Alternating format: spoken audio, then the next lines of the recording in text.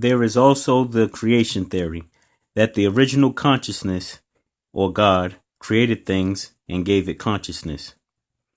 If created, you may not have known of the past history and of the extent of capabilities, and would only have what was given to navigate surroundings. That theory doesn't make sense to a spirit being, because you'd have to be prodded to receive knowledge of self. That would mean that whatever was created wasn't conscious to begin with, but was something else fabricating consciousness like a robot of today. But we know we do have unlimited potential, and that makes us whole parts of the true consciousness, not robots. Based on the fact that we currently are conscious beings, this would lead one to believe we had the knowledge and ability to create like gods before. Also, based off of the Illuminati tactics of trying to manipulate spirits in their transition period of death, which would be a full manifestation of the spirit, but ignorance of this leads some to be recycled to someone else's liking. I'd assume this is how many were put into this subjugated state, by agreement or buying a broken dream. So, in the case of that knowledge was stolen or hid from us after we had it at some point, I would declare that a wrong on the offender, even if the victim fell for the scam of manipulation and seemingly agreed to the consequences. Without the full story and an understanding of what is going to be gained and lost, this may seem as a conniving scheme to some. I can't think of anyone that would sell their soul or freedom for a dream that they can have without doing so. Judgment is that knowledge and ability will be restored to the victim. If you feel you are a created being after examining the evidence, then I think you shouldn't feel you have the right to knowledge of true consciousness as you never had it. But as a human creation, we do have it. Also, as human beings, we have a right to what we need to survive and feel comfortable and safe. Nothing should be created for torture unless to reciprocate and punish. But do believe we are more than human. Now, what if even though we may have had this knowledge and ability prior, offenses and other actions led to other spirits trying to subject our spirit to these results? When battling amongst gods in a universe where anything is possible, it would be hard for them to impose their will on other free spirits. So, unless a violation occurred, justification would have to be attained to gain the edge in conflict. We have created these ideologies and agreed upon certain things that contribute to spiritual warfare in the spirit realm. I don't want you to start thinking Star Wars on me, so I'll just leave it there. Without the monotheistic theory, I think it may have been pure chaos as spirits battled for supremacy. Although space is endlessly vast, not being around other conscious beings would be less eventful, while being around many may lead to clashes. So to punish a being may have taken great effort, skill, or cunning. So begins the case of when do we punish and how much punishment is necessary to suppress, subdue, or subside others' powers. With most or all at the peak of spiritual power, it must have been a great task to discipline wayward spirits. It may seem ludicrous to seek justification for your acts when already putting forth an effort trying to make justice. The best choice would seem to be that we wouldn't restrict any option in the name of justification to get justice across when it's hard enough already. But when you realize that dreams are based on beliefs, and beliefs on ideologies and theories and ideologies get power from rights, justification, and sometimes agreement, then you'll learn why it is good to act off a platform of rights. Besides, the secret societies mean to use justification as a cover for their actions, so it must have some power to it. To subdue or impose a punishment equal to or a little greater for compensating the act of one inflicting the damages first is only or mainly to persuade the violating company not to do it again. Punishment just for satisfaction is just a concept without a practical purpose. If any restoration is due, it can be done so on the spiritual level by the offender or offended with ease. But to subside or suppress another is to ensure that the violation isn't committed again and should only be for extreme cases. For an idea of what I mean, I think the Libertarian political party's principle of non-aggression, where if what I do doesn't harm, threaten, or hinder you, you don't harm, threaten, or hinder me, that seems like the best model for laws and justice. If violations were more extreme, how long should a violator be suppressed? Is the threat of them reoffending higher or not? A lot of this is parallel with how we do justice in the natural world. The Bible states, "What's bound in heaven is bound on earth, and God made man in his image and likeness." Basically saying, as above, so beneath. The natural world is a limited version of the spiritual. For most people, if you think about our true nature and utmost potential, this may seem like a prison planet. What was the offense for spirits to be lowered to this state? I'll go to the Bible once again, since some secret societies and religions go hand in hand. One example was the angel Lucifer. He wouldn't bow to Adam in some accounts, and he desired to be like God in others. So disobedience and wanting to be powerful, those were the offenses that lowered his status to an earthly being. Doesn't sound very libertarian to me, but more authoritarian. But if you believe you are a created being, you should consider your creator's wishes.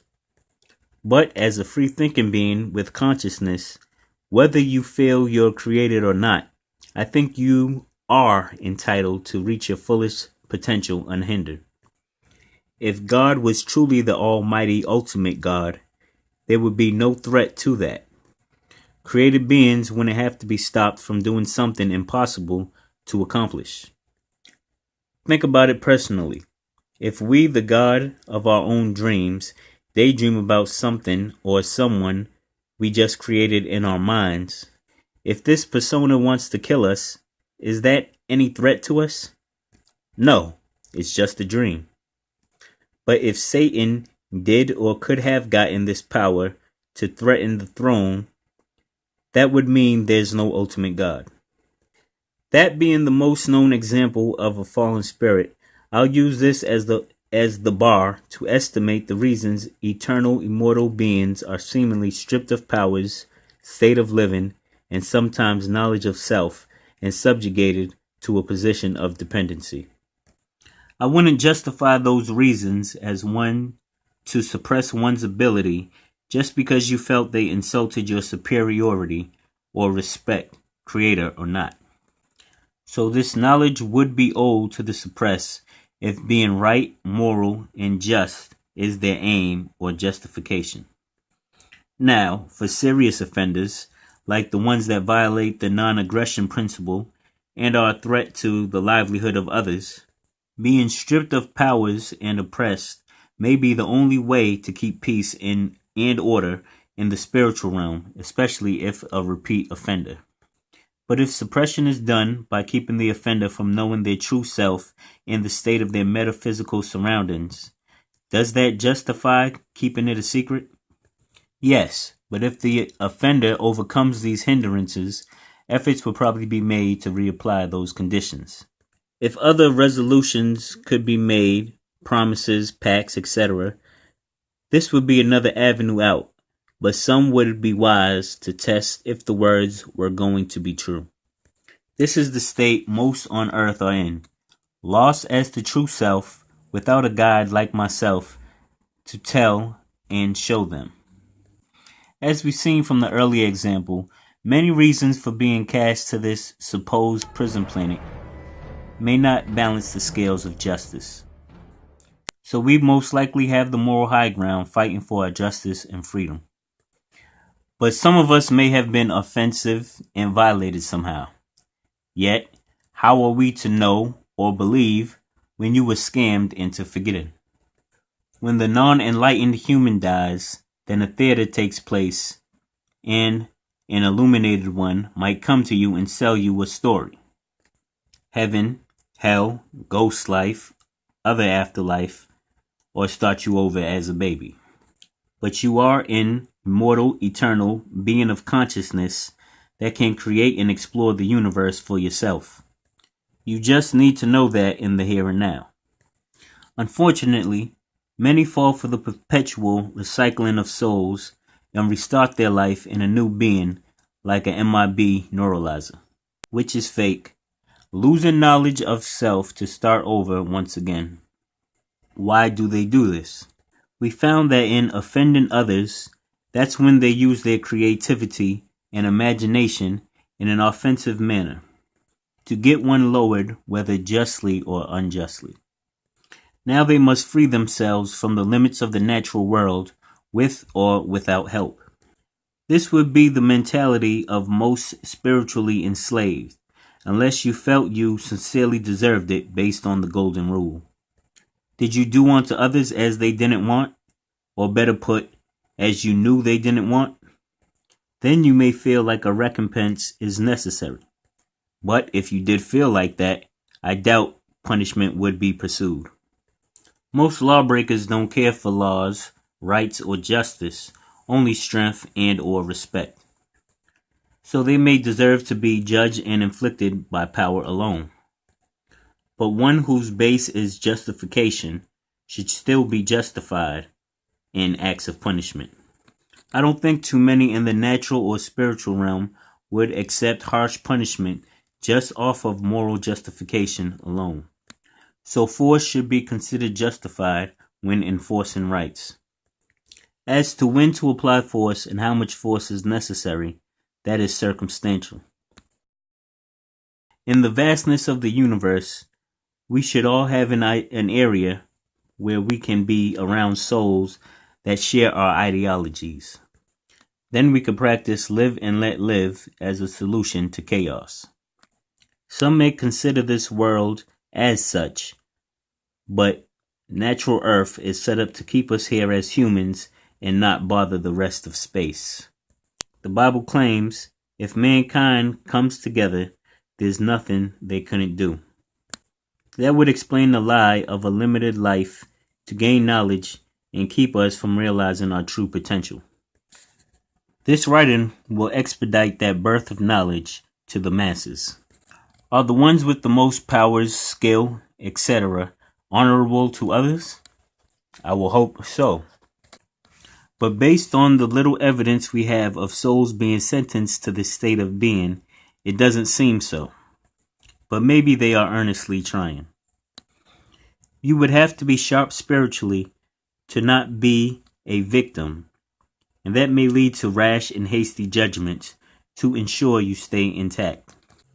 Can you blame someone for a preemptive strike on a threat or conspiracy? There could be some scenarios where you'd be justified and some where you wouldn't. But I'm not saying this was the case for most of us, and from the stories of history, you would have no other way to believe the offense against you with certainty unless you consciously remembered your descent from a spirit being. But it seems we are tested here to be good or bad, but always brave, all to attain spiritual freedom from Illuminati harassment. As we see, the masonic duality, positive and negative, light and dark, good versus evil, are in an eternal clash to produce purpose or whatever. But what if the ones who subjected us to this earth were only hell-bent on control and power? The test would only be to breed like spirits. To me, it doesn't matter because we can be free regardless and manifest our true self however we want. But if it is a ruthless, lawless adversary, we must be ready for that.